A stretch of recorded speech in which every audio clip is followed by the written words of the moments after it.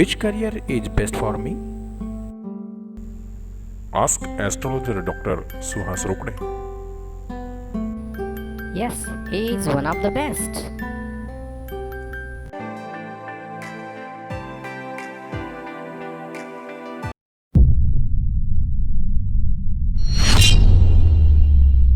ॐ श्रीं ह्रीं क्लीं ग्लौं गं गणपतये वरवरद सर्वजनं मे वशमानय स्वाहा।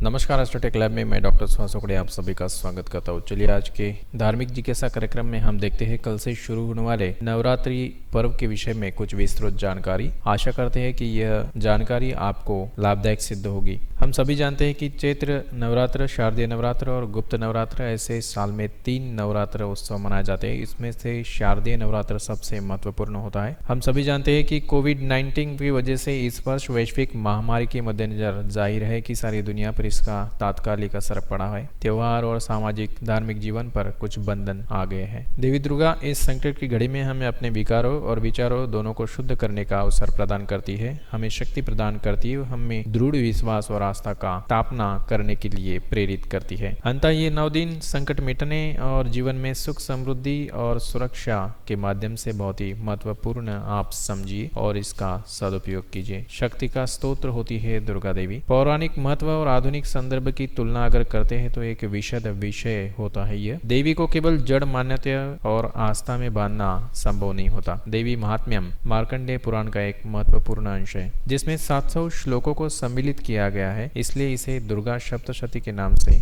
जाना जाता है। इस अंश में महिषासुर के वध के बहाने सृष्टि की प्रतीकात्मक व्याख्या की गई है। नई दृष्टि से अगर देखें तो प्रकारांतर देवी महात्म्य राष्ट्रीय एकजुटता का आह्वान करने वाला पुराण अंश है। नई दृष्टि से और अगर इसको देखते हैं तो भारतीय राष्ट्र की शक्ति अजय है और जिसका भेदन दुष्कर इसलिए है क्योंकि यह देवी दुर्गा से संरक्षित क्षेत्र है। शाक्त संप्रदाय में माँ दुर्गा को समस्त संसार की पराशक्ति और सर्वशक्ति संपन्न देवी की सर्वोच्चता प्रदान की गई है। वेदों में उनके महात्म्य का व्यापक उल्लेख भी मिलता है। उपनिषदों में हमें उमा हेमवती के रूप में यह मिलती है और पुराणों में भी इनका उल्लेख आदिशक्ति के रूप में है। शिव की अर्धांगिनी भी इसे कहते हैं और साथ ही उन्हें प्रकृति की परम स्वामिनी, बुद्धि, वैभव की जननी और समस्त विकारों से मुक्त भी बताया गया है। संभवतः इसलिए है कि वैभवी और योगमाया भी इसे कहा गया है। उनके बारे में सामान्य मान्यता है कि वे धर्म पर आघात करने वाले जो भी आसुरी प्रवृत्ति है या दुष्ट प्रवृत्ति के लोग हैं उनका संहार करती है और जीवन में शांति समृद्धि की स्थापना के लिए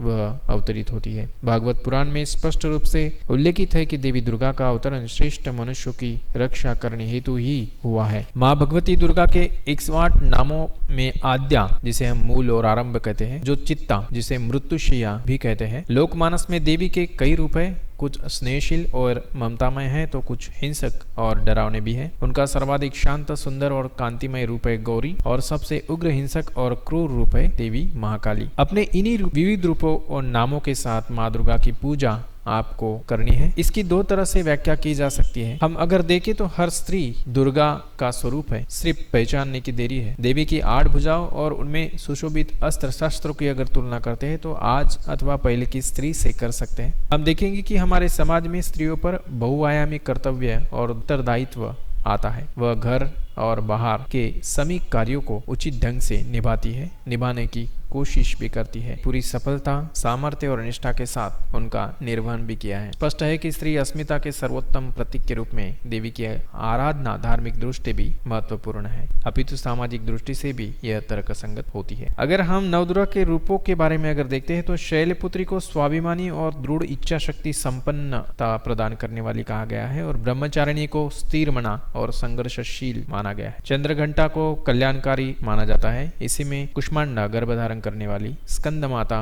और कात्यायनी स्वरूप संततियों के माता पिता और पालनहार है। कालरात्रि जड़ जीवन से मुक्त होकर एक चेतना संपन्न मोक्ष आदि की द्योतक है। भगवती का 8वां रूप महागौरी और 9वां रूप सिद्धदात्री अर्थात ज्ञान और बोध देने वाली होती है। देवी दुर्गा के सबसे दुर्लभ रूप है जिनके साक्षात्कार के लिए परम सिद्ध होने की आवश्यकता होती है। सूक्ष्मता से देखें तो एक आम भारतीय नारी में भी यह दुर्लभ रूप उपस्थित है, किंतु उनका संपूर्णता के लिए और पूर्ण दर्शन के लिए आपको अपने धैर्य के साथ आस्था के साथ माँ दुर्गा की चरणों में समर्पित होना होगा। माँ दुर्गा के नामों में एक कन्या, कैशोरी, युवती, प्रौढ़ा और वृद्ध माता भी होती है। हर स्त्री में दुर्गा स्वरूप होती है, इसलिए एक आम स्त्री भी देवी की तरह विविध रूप धरकर अनेकानेक भूमिकाएं जीवन में निभाती है। दुर्गा प्राणियों की शक्ति है और परिवर्तन की प्रेरक। शारदीय नवरात्र और उनकी उपासना में स्वयं को शुद्ध करने और बदलने का एक सुवर्ण अवसर हमें मिलता है। आइए देखते हैं कि 9 दिनों में किस तरह से हम उन्हें 9 प्रकार का प्रसाद चढ़ाकर उनकी कृपा प्राप्त कर सकते हैं। नवरात्र के 9 दिनों में देवी के 9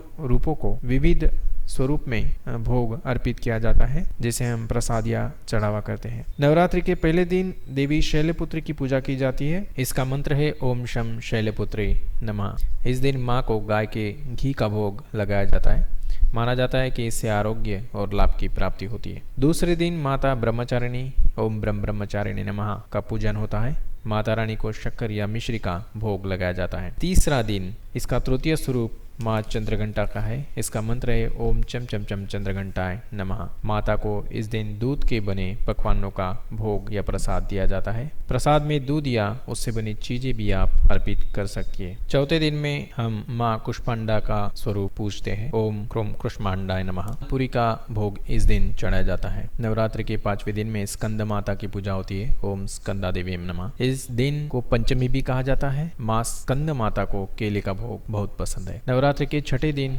देवी कात्यायनी की पूजा होती है। ओम क्रोम कात्यायन नमः। इस दिन माता का आशीर्वाद अगर आप पाना चाहते हैं तो माता को शहद का प्रसाद देना चाहिए। माँ के लिए गुड़ का प्रसाद 7वें दिन महाकाली के रूप में उसको पूजा जाता है। इस दिन गुड़ से बनी कुछ निर्मित चीजें हम उन्हें दे सकते हैं। ओम श्री काली प्रकृति बीजे नमः। इस मंत्र से हम उसका पूजन कर सकते हैं। 8वें दिन महागौरी का स्वरूप होता है और इस दिन नारियल का भोग दिया जाता है और सुख समृद्धि के प्राप्ति के लिए प्रार्थना की जाती है। ओम महागौरयम नमः यह इसका मंत्र है। और नवरात्रि के आखिरी दिन देवी सिद्धिदात्री इसकी पूजा होती है। इसके लिए हम तिल का भोग लगाया जाता है या तिल के बने कुछ वस्तु हम इन्हें पकवान के रूप में दे सकते हैं। यह दिन हम सुख समृद्धि के लिए हम उन्हें प्रार्थना करते हैं। ओम सम सिद्धिदात्री नमः। इस मंत्र से हम इसका जप अर्चना कर सकते। मित्रों, अगर आप नवरात्रि पूजन की संपूर्ण विधि जानना चाहते हैं तो हमारी जो पुस्तिका है नवरात्रि पूजन विधि, उसका ऑर्डर आप व्हाट्सएप या ईमेल थ्रू हमें रिक्वेस्ट करके भेज सकते हैं। आपको ई कॉपी के रूप में यह आपको मिल जाएगी। हम आशा करते हैं कि ये प्रस्तुत जानकारी आपके ज्ञान में वृद्धिकारक सिद्ध हुई होगी। इसे आप अपने मित्रों और परिवार के साथ शेयर जरूर कीजिएगा ताकि उन्हें भी इस नवरात्रि पर्व में इस 9 दिनों का भरपूर लाभ हो सके। हमारे चैनल को अभी आपने अगर सब्सक्राइब ना किया हो तो बेल आइकॉन पर क्लिक कीजिए और सब्सक्राइब कीजिए, क्योंकि आने वाले दिनों में हम काफ़ी महत्वपूर्ण जानकारी आपके साथ साझा करने वाले हैं। अगले वीडियो के लिए आपको थोड़ा सा इंतजार करना होगा। तब तक के लिए मैं डॉक्टर सुहास रोकड़े आप सभी का धन्यवाद करता हूँ।